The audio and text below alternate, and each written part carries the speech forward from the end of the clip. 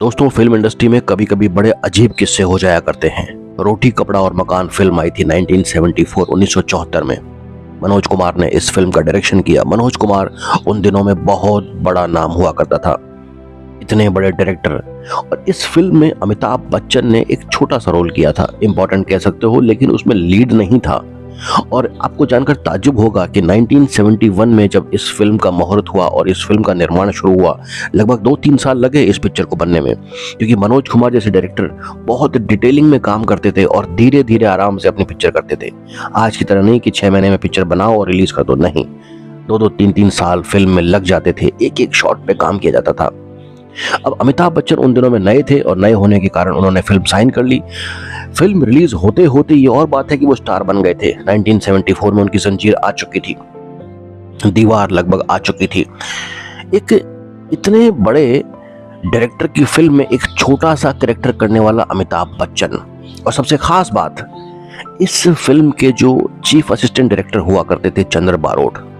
अब देखिए, एक बड़ा कमाल का संजोग है कि एक फिल्म में डायरेक्टर है मनोज कुमार और उस फिल्म के असिस्टेंट डायरेक्टर है चंद्र बारोट। चंद्र बारोट अगर ये चाहे कि भाई मैं कब तक असिस्टेंट बना रहूंगा, मैं भी कभी डायरेक्टर बन के फिल्म बनाना चाहता हूं, और ये इच्छा अगर आज के ज़माने में एक असिस्टेंट अपने डायरेक्टर से ये इच्छा जाहिर करे कि मैं डायरेक्टर बनना चाहता हूं, तो मेरी गारंटी है कि आज के ज़माने में डायरेक्टर अपने असिस्टेंट को दबा देते हैं। अरे बकवास बंद कर, चल काम कर, वो शॉट लगा, काम किया क्या, उसका एक्टर कहाँ है, डायलॉग दिए उसको, कॉस्ट्यूम कहाँ है, चेक किया कंटिन्यूटी क्या, कल का शेड्यूल क्या है, इतने सारे डायलॉग बोल के असिस्टेंट का मोरल तोड़ देते हैं।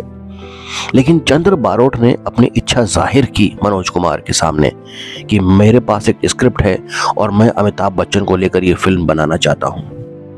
कितना बड़ा दिल होता है उस जमाने के लोगों का। मनोज कुमार ने बिल्कुल चंद्र बारोट के सर पे हाथ रखा के बेटे बना, क्या दिक्कत क्या है, मेरे लायक कोई सेवा हो तो बताना, पिक्चर बना। अपने शिष्यों को, अपने असिस्टेंट्स को आगे बढ़ाना, ये एक जो पहलू मुझे इस फिल्म के दौरान नजर आया, बड़ा दिल गदगद होता है कि ऐसे लोग आज के जमाने में क्यों नहीं है। वरना इस फिल्म के जो रोटी कपड़ा और मकान के फिल्म के जो प्रोड्यूसर थे वो नरीमन ईरानी, जो उस फिल्म के सिनेमेटोग्राफर भी थे, उस जमाने का बहुत बड़ा नाम एज ए प्रोड्यूसर, जिंदी, बहुत पैसे वाले। अब देखिए, रोटी कपड़ा मकान की पिक्चर चल रही है, शूटिंग चल रही है बाकायदा, और सेट पे चंद्र बारोट अगर अपनी अगली पिक्चर का डिस्कस कर ले, वो भी एक मामूली एक्टर अमिताभ बच्चन से, और उस फिल्म के जो प्रोड्यूसर हैं उन्हीं से अपनी अगली पिक्चर में पैसा लगाने की बात कर ले, तो इस चीज को आज के जमाने में क्या बोलते हैं।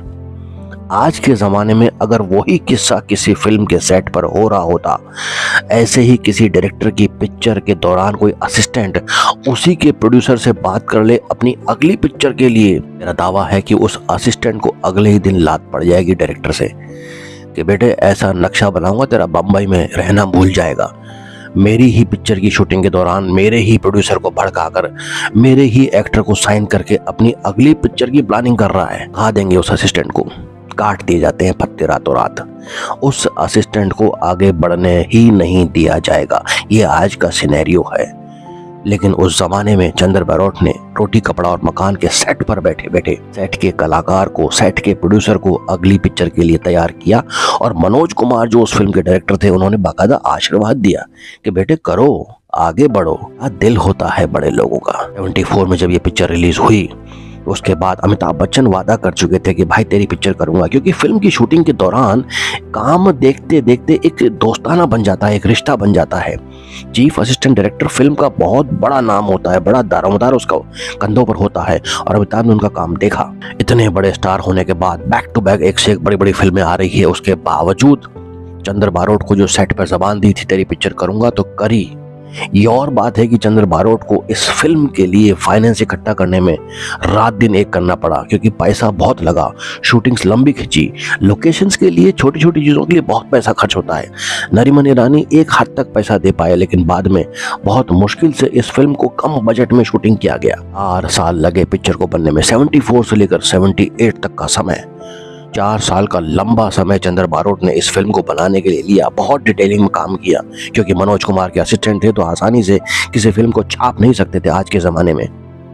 उस जमाने में फिल्में बनती थी, आज प्रोजेक्ट बनते हैं। टेबल पर बुलाकर कॉफी पीते हुए कैपेचिनो बोला जाता है कि भाई 6 महीने में ये पिक्चर बना के पर्दे पर रिलीज करनी है, इतना लगाना है, इतना कमाना है, दैट्स इट।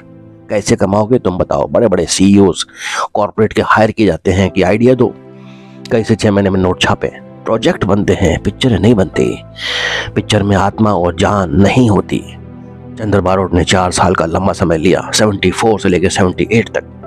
अमिताभ बच्चन ने भी जैसे जैसे उन्होंने कहा, बिल्कुल कम बजट में हर तरह की लोकेशंस पर जाकर फिल्म की शूटिंग की। से एक लंबे लंबे सीन थे उनमें। धोबी घाट का सीन देखा होगा आपने, मुंबई का बहुत बड़ा ओरिजिनल धोबी घाट पर जाकर बाकायदा अमिताभ बच्चन ने ओरिजिनल शॉट दिया, गोरिल्ला शॉट जिसे कहते हैं। 78 में जब ये पिक्चर आई डॉन, तो यकीन जानिए देश के कोने कोने में इस फिल्म ने अपनी सफलता का जो झंडा गाड़ा है। हर थिएटर में खचाखच लोग भरे हुए हैं, बैक टू बैक शोज लग रहे हैं, ऑडियंस एक शो से निकलती है, दूसरे शो में दूसरे से निकलती है, 3-3 शो बैक टू बैक हर रोज लोग देख रहे हैं।